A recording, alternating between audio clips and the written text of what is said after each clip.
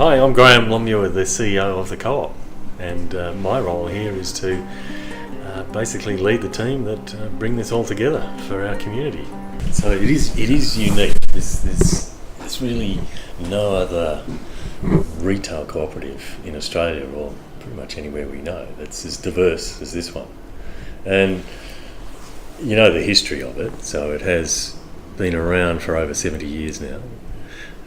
It started like most co-ops do. Most co-ops start when there's a failure in the marketplace, or there's a need in the market. So 70 years ago, the old general store on the corner in Nuriootpa, the family that ran it, their son died in the war. So they were grieving, and they decided that they were going to sell up and move and go back to the East Coast with the rest of their family. What happened then was that the local community realised that they were going to close the local general store. So like any regional town, when you lose your supermarket or your main sort of centre, you start to lose the reason for people living there. So they were really concerned that the whole town was actually just going to disappear, let alone the inconvenience of having to drive 2 hours, in those days to get their general food and requirements. So a group of local businessmen got together. So it would have been the pharmacist, the winemaker, and the doctor, and whoever, the government officials. They all got together. There's about 6 of them, and they said, "Okay, well, we'll buy it and keep it going." And they did. They bought the general store off the Sheards at that stage. They put a manager in. They ran it for 3 to 4 years. They ran it quite successfully, but they decided that they weren't retailers, and bequeathed it pretty much to the community. And they did it in a form of setting up a co-op, which was, in those days, they were all just sort of starting up. And it was an equivalent of a $2 share, and at that stage I think there was about 1,500 people in the region who all took out an equivalent of a $2 share. So the community bought the store, they left the manager in place, and then over the years and then over the generations, it's succeeded in being a retail cooperative, and it's gone from one sort of tiny little general store to a $70 million business employing over 350 people, running 12 separate businesses. We now have pretty much, we're a retail operator with 12 retail stores. We're a landlord as well, so we own the shopping centre and a lot of the land that's in and around, and we're also a membership business, so we have 18,000 members now. So those 18,000 members have a minimum $2 stake in the business, in the cooperative. So you become a co-op member, not a shareholder. You can invest up to $50,000 if you wish. So the tradition of co-ops has always been around long-term investments. So we're not a bank, we're not an investment institution. It's really people understanding that if they just put their money here, they'll get a return, and that can be then distributed back to the community.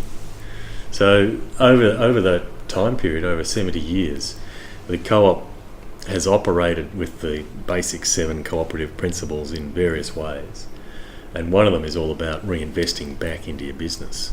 So it started as a small little general store, and we've got a couple of old photos for you to have a look at if you want to. And then each generation has, in essence, reinvested back into the co-op. So it was on the site across the road, and then it got bigger, and then it got bigger, and then it got too big for that space. The co-op started to buy up other land in and around to make it bigger again, and then eventually it moved across the road to where it is now, into this site. So every 25 years they've invested the community's money, and relatively millions of dollars each time, into building a bigger, more successful co-op. Because the actual business itself, the supermarket that is the core of the co-op here in the Barossa, it's the 3rd biggest independent supermarket in Australia, and it's sitting up here in little old Nuriootpa in the Barossa. So that's quite an achievement, and a lot of it's driven by the loyalty that a co-op brings. But a co-op only succeeds if you're providing a service that your members want. So fundamentally, for it to succeed as a cooperative, you have to be able to deliver over and above people's expectations. So for us, what that means is that we've got to be good retailers. We have to have good stuff, good service, good product. And I think as you walk through the supermarket, you'll be able to see all the diversity that we have there, and the way that we create a competitive edge for the community. I've been in quite a few times, and I'm astounded by A, the quality, and B, how you have a real focus on a lot of local produce as well. Yep. And Craig was just telling me about the butcher down the road, and little family butchers, what it's called? Yeah, Linkies. Linkies, yeah. Yep. You're his biggest customer, is that right? Yeah, and it's the same with the baker and several other producers. So as you know, with our other role as a landlord, we would have and could have quite readily put in, if you put your commercial hat on, put in bigger national type bakeries or bigger national type butchers or fruit shops, and put them into our shopping centre, which you see all around the country everywhere. However, we've made I guess a strategic decision to support local businesses by not doing that, but by actually buying the product from them, from their bakery, and then displaying them inside our store. So the opportunity for the smaller businesses, and the Barossa Cheese Company up in Anguston is a very good example, is that yes, they have their own shop front, and it's a fantastic experience to go there and taste all the cheese, but they don't capture the 1.5 million people that we have coming through our door here.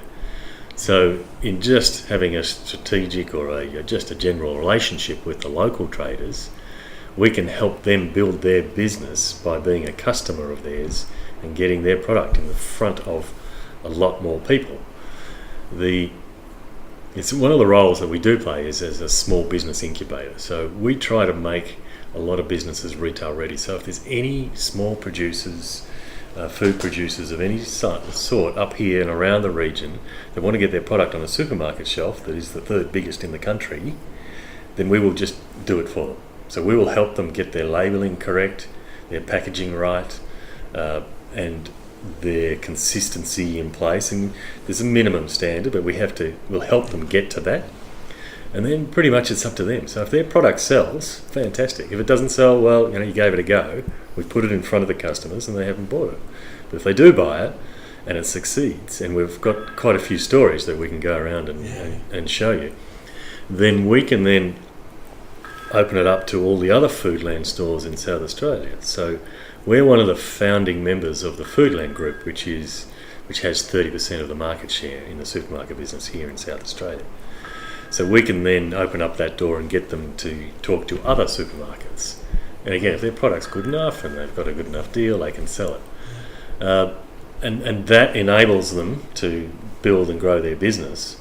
So the whole concept around the sticky money thing, which you may or may not have seen. Very much so, yeah. And it is a UK principle. I think there's the Lancashire Nuriootpa Foundation. Yep. So and we've worked with EY to get it validated here as well. So pretty much, you spend $1 with us, it turns into $1.70 invested back into the community. You spend $1 and buy maybe the same loaf of bread in a national retailer that isn't locally based like us, it converts into about 70 cents invested in your community, because a lot of the money leaves your region.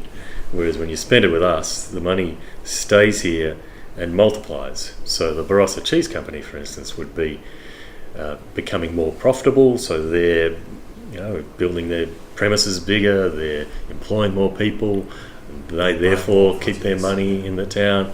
It's a very simple concept, but it's very effective. And if you think about the history and the way the co-op has built and developed, and the way the Barossa community has built and developed over time, they're all sort of linked. They're all linked in together because it's all about cooperation. And it just helps build a stronger community.